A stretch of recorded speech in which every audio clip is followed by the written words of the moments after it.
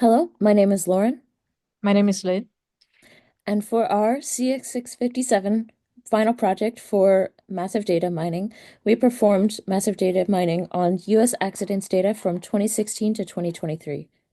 We have a large data set. We have 46 columns in total and over 7 million record. We obtained our data set from Kaggle.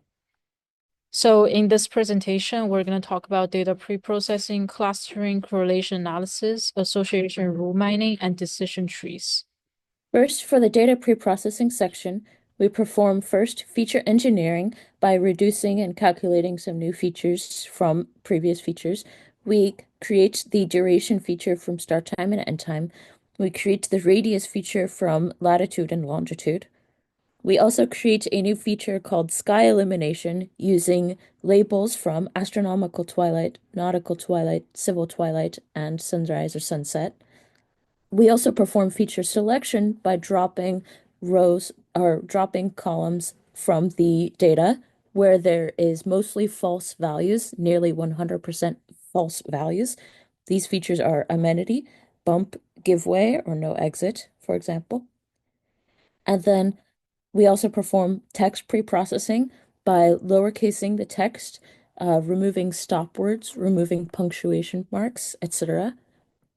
And then we finally vectorize the text, and then we encode any label or classification-based data using one-hot encoding. We perform clustering on our data set. We use k-means clustering and hierarchical clustering. So we perform principal component analysis to reduce data dimension. In the left graph, we see that we picked 5 principal components. The highest score is generated for 2 clusters.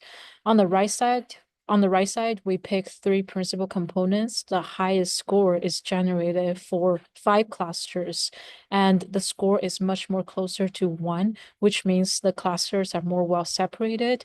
Which means that 5 clusters is recommended number of cluster for our data set. Based on our discovery for 5 clusters recommendation, we sample 30K data for plotting the word linkage hierarchical clustering diagram. We set the cutoff line at 5 clusters. We see that below this cutoff line, the clusters are well separated and well defined, which validated our the graph from before. After clustering, we perform correlation analysis. First, we perform correlation analysis using the Pearson correlation metric. We perform this on all features with respect to the severity of the car crash. We discovered positive correlations of accident description, or whether it was daytime or nighttime, and negative correlations of wind chill, day of week. We also perform Spearman correlation analysis, which can represent nonlinear positive and negative correlation values. We also perform this for every feature with respect to the severity of the car crash. The top positive correlations discovered, again, are accident description, and negative correlations discovered are wind chill and day of week and duration. We also perform association rule mining after performing the correlation analysis using FP growth.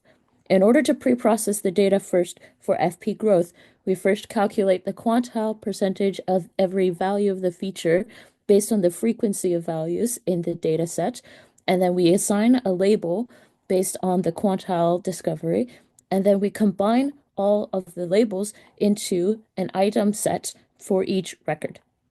Using this preprocessed data, we're able to perform the FP growth technique and to mine associations between combinations of labels and features and discovered consequent labels.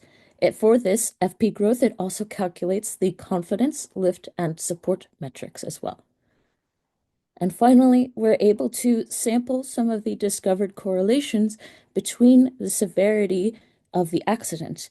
Discovered correlations with low severity, for example, are duration and distance, and discovered features of correlation with more moderate or higher severity are duration and wind chill.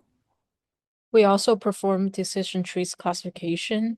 We split the data set into training set and test set. We trained the model on the training set. We tested the prediction for severity on the test set. The accuracy is 0.85. By plotting a decision tree, we can see that the most important feature, which is the first feature that's split on, is sunrise, sunset. And after that, we have year, distance, and city as the next important features. By plotting the most important features plot, we can see our it's validated from the decision tree plot. Sunrise sunset is the most important feature with importance score of 0.38. Distance is the second most important, and year and city. In the interest of time, we glossed over many of the details of our implementation, but please read them for more details in the report. Thank you.